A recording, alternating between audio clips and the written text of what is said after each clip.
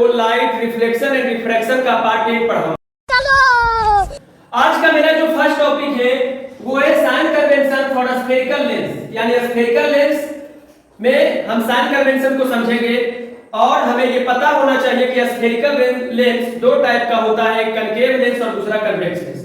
तो आइए समझते हैं sign convention for lenses is same as that for mirrors. Mirror में जो हमने साइन कन्वेंशन पढ़ा था वो फिर से एक बार रिपीट कर देते हैं। साइन कन्वेंशन के अकॉर्डिंग मान लीजिए कि यहाँ पे एक मिरर है, तो मिरर के लेफ्ट साइड वाला जो भी डिस्टेंस मेजर किया जाएगा वो नेगेटिव में होगा और राइट साइड वाला जो भी डिस्टेंस मेजर किया जाएगा वो पॉजिटिव होगा। ठीक इसी प्रकार लेंस में भी इसी तरह होता है कि लेंस के लेफ्ट साइड वाले डिस्टेंस को नेगेटिव में मेजर किया जाता है जबकि राइट साइड वाले डिस्टेंस को पॉजिटिव में मेजर किया जाता है। नेक्स्ट हमारा है कि कन्वेक्स लेंस का जो फोकल लेंथ होता है वो पॉजिटिव होता है और कनकेव लेंस का जो फोकल लेंथ होता है वो नेगेटिव होता है। तो इस तरीके से हमारा साइन कन्वेंशन का टॉपिक जो था वो क्लियर हो गया। नेक्स्ट टॉपिक है लेंस फार्मूला। इसके लेंस फार्मूला के लिए हमने एक प्रॉपर पार्ट 7 का जो पूरा वीडियो है वो लेंस फार्मूला पे हमने बनाया है, तो इसमें प्रूव करने का जरूरत नहीं है, बस ये याद रखना है कि 1/v - 1/u = 1/f होता है। और इसके बाद एक न्यूमेरिकल दे दिया गया है लेंस फार्मूला से ही रिलेटेड है, इस न्यूमेरिकल को सॉल्व करेंगे। तो सबसे पहले क्वेश्चन समझते हैं। क्वेश्चन में बोला गया कि हमारे पास एक कनकेव लेंस है और कनकेव लेंस में 25 सेंटीमीटर के डिस्टेंस पे ऑब्जेक्ट को रखा गया और उसी कनकेव लेंस का फोकल लेंथ भी 25 सेंटीमीटर है, यानी आप कह सकते हैं कि फोकल लेंथ पे ही ऑब्जेक्ट को रखा गया है, प्लेस किया गया है। हमें फाइंड द लोकेशन यानी इमेज का लोकेशन पता करना है और नेचर भी पता करना है। तो आइए सबसे पहले यहाँ पे सॉल्यूशन लिखते हैं और जो भी हमारे पास गिवन है इसको लिख लेते हैं। गिवन दैट ऑब्जेक्ट को प्लेस किया गया है 25 सेंटीमीटर के डिस्टेंस पे, यानी u हमारा दे दिया गया है और हमें यह भी पता है कि कनकेव लेंस में ऑब्जेक्ट को हमेशा लेफ्ट साइड में रखा जाता है, कनकेव हो या कन्वेक्स लेंस ऑब्जेक्ट को हमेशा लेफ्ट साइड में ही रखा जाएगा। तो u = हमारा -25 सेंटीमीटर हो गया, क्योंकि अभी हमने बताया था कि लेफ्ट साइड में जो भी डिस्टेंस होगा लेंस के लेफ्ट साइड में वो नेगेटिव में लिया जाएगा। तो डिस्टेंस ऑफ ऑब्जेक्ट -25 सेंटीमीटर और इसका जो फोकल लेंथ होता है वो भी लेफ्ट साइड में होता है। और यहाँ पे आप देख सकते हैं यहाँ पे बोला गया कि कन्वेक्स लेंस का जो फोकल लेंथ होगा वो नेगेटिव होगा, तो इसी के अकॉर्डिंग f = भी हम -25 सेंटीमीटर ले लेते हैं। और इसके बाद हमसे पूछा गया डिस्टेंस ऑफ इमेज यानी v = 1। अब आइए इसको समझते हैं according to lens formula. According to lens formula, तो लेंस फार्मूला है 1/v - 1/u = 1/f। अब आइए इसमें वैल्यू को पुट करते हैं, तो 1/v - 1/u, तो 1 और u के जगह पे -25 = 1/f का भी वैल्यू -25 है, तो यहाँ पे पुट करते हैं। तो 1/v = इधर से हमारा -1/25 आ गया और ये माइनस माइनस प्लस हो गया और अभी लेफ्ट साइड में राइट साइड में जाने पे ये -1/25 हो जाएगा। तो 1/v = जब निकालेंगे तो ऊपर आ जाएगा -2/25। जब v फाइंड आउट करेंगे तो यहाँ आ जाएगा -25/2 और जब इसको सोल्व करेंगे तो आएगा -12.5 सेंटीमीटर। यानी जो हमारा इमेज बनेगा इसके लिए आइए इसका नेचर लिख लेते हैं। तो नेचर क्या हो जाएगा, तो सबसे पहले तो ये कनकेव लेंस में है और कनकेव लेंस में सिर्फ और सिर्फ वर्चुअल और इरेक्ट इमेज बनता है। तो पहला हो गया कि वर्चुअल एंड इरेक्ट इमेज बनेगी, इरेक्ट इमेज फॉर्म होगा। उसके बाद दूसरा नेचर ये है -12.5 सेंटीमीटर, ये रिप्रेजेंट कर रहा है कि कनकेव लेंस में लेफ्ट साइड में इमेज बनेगा। तो इसका इमेज जो होगा same side at object, same side as object, यानी जिस साइड पे ऑब्जेक्ट को रखा गया है उसी साइड पे हमारा इमेज का फॉर्मेशन भी हो रहा है। तो इस तरीके से हमारा ये पूरा सोल्व हो गया। यही हो जाएगा कि इमेज का जो नेचर है वो वर्चुअल होगा, इरेक्ट होगा और same side as that of object लिख देते तो और अच्छा रहता, एज दैट ऑफ ऑब्जेक्ट। इसका मतलब है कि कनकेव लेंस में जिस साइड पे ऑब्जेक्ट को प्लेस किया गया है उसी साइड में हमारा इमेज का भी फॉर्मेशन हुआ है। हमारा नेक्स्ट टॉपिक है मैग्निफिकेशन बाय लेंस। तो आइए समझते हैं कि मैग्निफिकेशन क्या होता है। तो the ratio of height of image and the height of the object, यानी हाइट ऑफ इमेज और हाइट ऑफ ऑब्जेक्ट के रेशियो को ही मैग्निफिकेशन कहा जाता है। मैग्निफिकेशन को स्मॉल m से डिनोट किया जाता है और मैग्निफिकेशन m बराबर फॉर्मूला होता है hi अपॉन ho। hi का मतलब हाइट ऑफ इमेज, ho का मतलब हाइट ऑफ ऑब्जेक्ट, और m बराबर होता है v अपॉन u, यानी v क्या है तो डिस्टेंस ऑफ इमेज है और u डिस्टेंस ऑफ ऑब्जेक्ट, यानी v और u के रेशियो के भी बराबर हमारा मैग्निफिकेशन होता है। उसके बाद है कि magnification is positive when image formed is virtual and, यानी जब वर्चुअल इमेज फॉर्म होगा तो मैग्निफिकेशन क्या हो जाएगा, पॉजिटिव हो जाएगा। And linear magnification is negative, और लीनियर मैग्निफिकेशन जो होता है वो नेगेटिव होता है।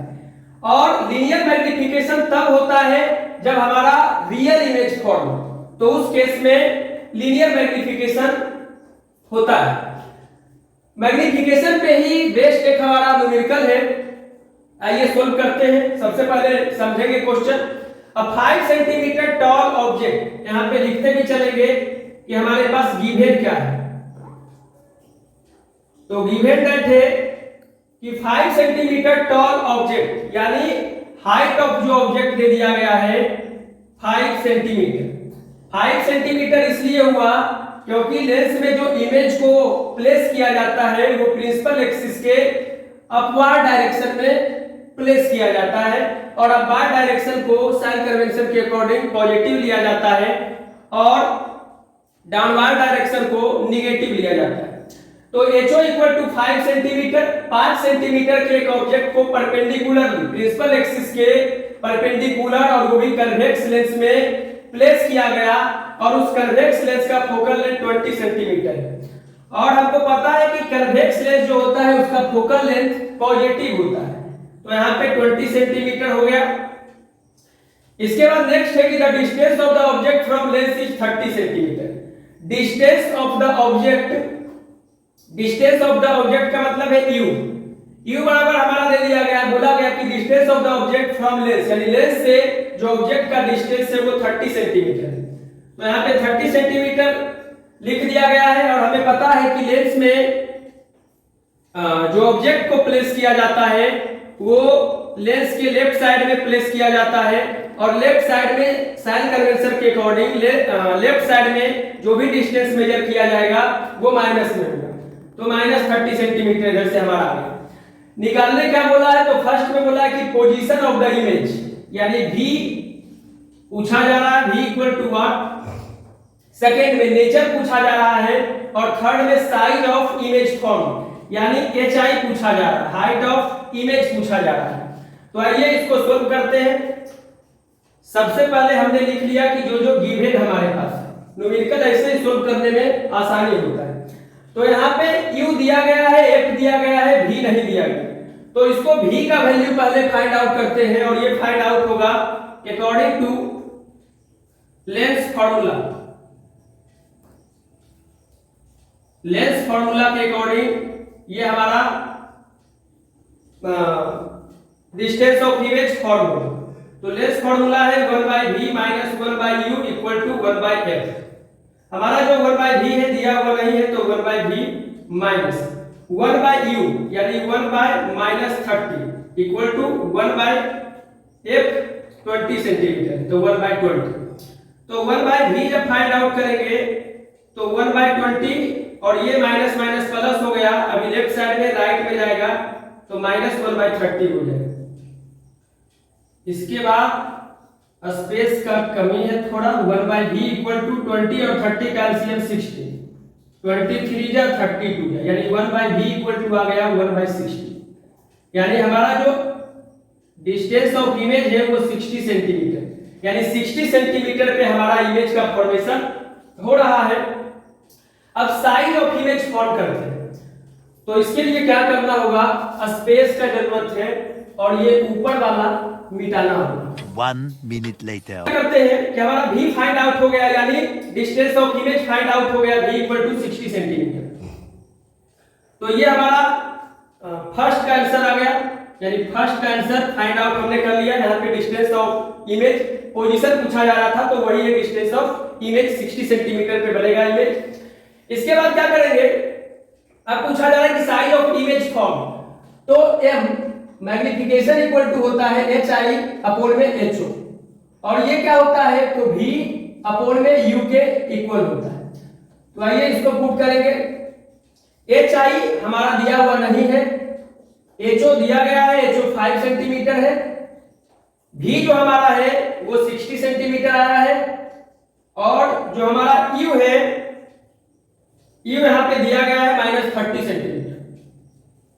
तो 0 से 0 3 2 जा 6, यानी hi इक्वल टू आया है 5 2 जा -10 सेंटीमीटर, यानी हाइट ऑफ इमेज भी हमारा निकल गया -10 सेंटीमीटर। ये हमारा थर्ड का आंसर है।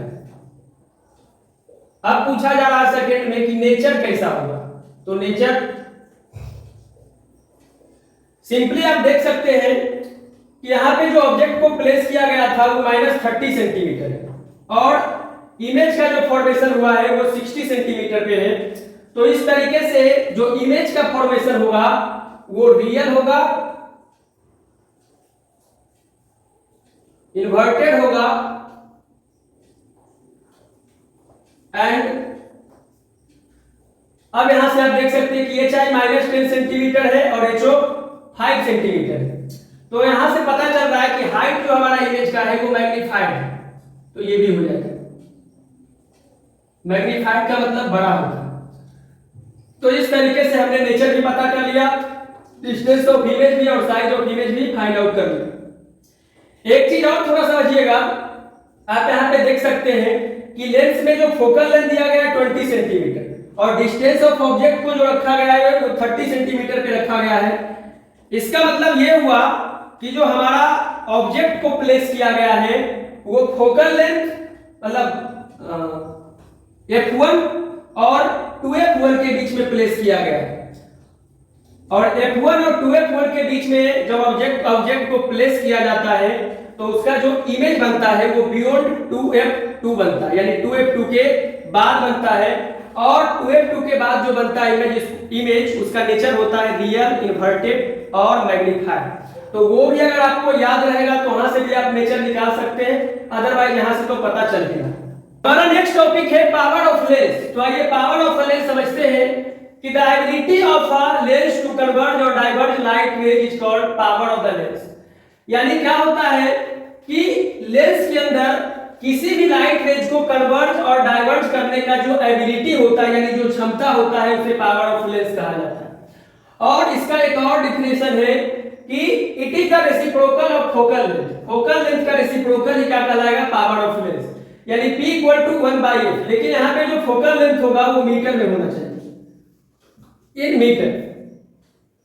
यहाँ ये फोकल लेंथ हमारा जो होना चाहिए मीटर में होना चाहिए। इसके बाद समझते हैं कि इसका ऐसा यूनिट डायोप्टर होता है, और 1 डायोप्टर 1 मीटर इनवर्स के इक्वल होता है। अब देख सकते हैं 1 मीटर इनवर्स है तो नीचे लिखा गया, ऊपर जाने के बाद मीटर इनवर्स हो गया। if f is expressed in meters, अगर फोकल लेंथ को मीटर में एक्सप्रेस किया जाता है तो जो पावर ऑफ द लेंस होगा उसे डायोप्टर में एक्सप्रेस किया जाएगा। पावर ऑफ लेंस को डायोप्टर में एक्सप्रेस किया जाएगा। Thus diopter is the power of a lens whose focal length is 1 meter। अगर पावर ऑफ लेंस डायोप्टर में दिया गया है और 1 डायोप्टर पावर ऑफ लेंस है, इसका मतलब है कि जो हमारा फोकल लेंथ है वो 1 मीटर है। If the focal length is given in centimeter, then अगर फोकल लेंथ को सेंटीमीटर में दिया गया है तो फॉर्मूला पावर बराबर 100/f हो जाता है, वो भी इन सेंटीमीटर। और concave lens power and focal length are negative, यानी कनकेव लेंस अगर होगा तो उसमें पावर ऑफ लेंस और फोकल लेंथ दोनों नेगेटिव होगा। इसी तरह अगर कन्वेक्स लेंस होगा तो इसमें पावर ऑफ अ लेंस और फोकल लेंथ दोनों पॉजिटिव होगा। हमारा नेक्स्ट टॉपिक है power of combination of lenses. तो आइए समझते हैं। When 2 or more thin lenses are used in combination, combination में 2 और more than 2 thin lenses का यूज किया जाता है।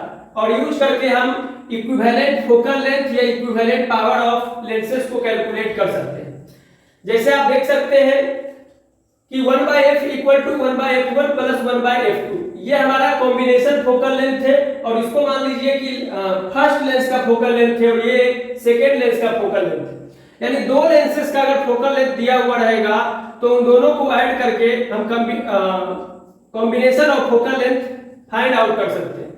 इसी तरह पावर ऑफ लेंस अगर फाइंड आउट करना है तो जितने भी लेंसेज को कंबाइन किया गया है उनके पावर को ऐड कर दीजिए, यानी P बराबर P1 plus P2 plus P3। ये नंबर ऑफ लेंसेज को अगर कंबाइन किया गया है तो n number of power of lenses को ऐड कर देंगे। Magnification of lenses in combination m is given by, यानी लेंस के मैग्निफिकेशन को भी कंबाइन किया जा सकता है। इसका फार्मूला हो जाएगा m बराबर m1 into m2 into m3 dot dot इस तरीके से। अब देखिए इसी पे power of combination of lenses पे एक हमारे पास न्यूमेरिकल है, इसको सोल्व करके और सही तरीके से समझेंगे। तो क्वेश्चन है कि a convergent lens of a power A dioptre, एक कन्वर्जेंट लेंस से कन्वर्जेंट लेंस कन्वेक्स लेंस को बोला जाता है, यानी कन्वेक्स लेंस का पावर है a dioptre is combined with a divergent lens of power -10 dioptre, और एक डाइवर्जेंट लेंस है यानी कनकेव लेंस है जिसका की पावर -10 डायोप्टर है और दोनों को कंबाइन किया गया है। तो सबसे पहले है कि पावर ऑफ कॉम्बिनेशन निकालिए। तो देखिए इसका सॉल्यूशन में हो जाएगा, पावर ऑफ कॉम्बिनेशन का हम फॉर्मूला पढ़ रहे थे P equal to P1 plus P2 इस तरीके से। तो P बराबर जो हमारा कन्वर्जेंट लेंस का, एक सेकंड इसको और सही तरीके से करते हैं, इसको और सही तरीके से करते हैं। यहां पे पहले जो गिवन है वो लिख देंगे कि given that power of convergent lens equal to 8 dioptre, और दूसरा लिखेंगे पावर ऑफ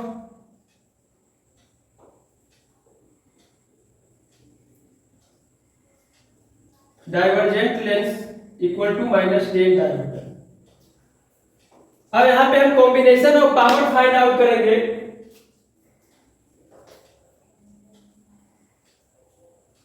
तो हमारा P इक्वल टू फॉर्मूला होता है P1 प्लस P2।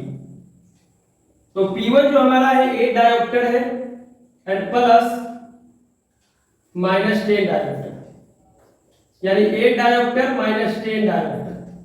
तो इससे हमारा वैल्यू P इक्वल टू आ जाता है -2 डायोप्टर।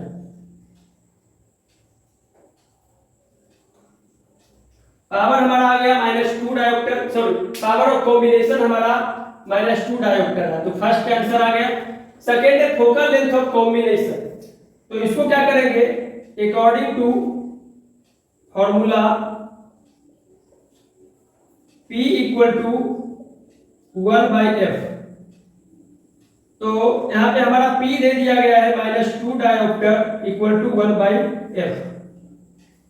तो देखिए क्या हो जाएगा, F करस्पॉन्डिंग मल्टीप्लिकेशन से इस साइड आ जाएगा तो F बराबर 1, और ये वाला करस्पॉन्डिंग मल्टीप्लिकेशन से नीचे आ जाएगा -2 डायोप्टर।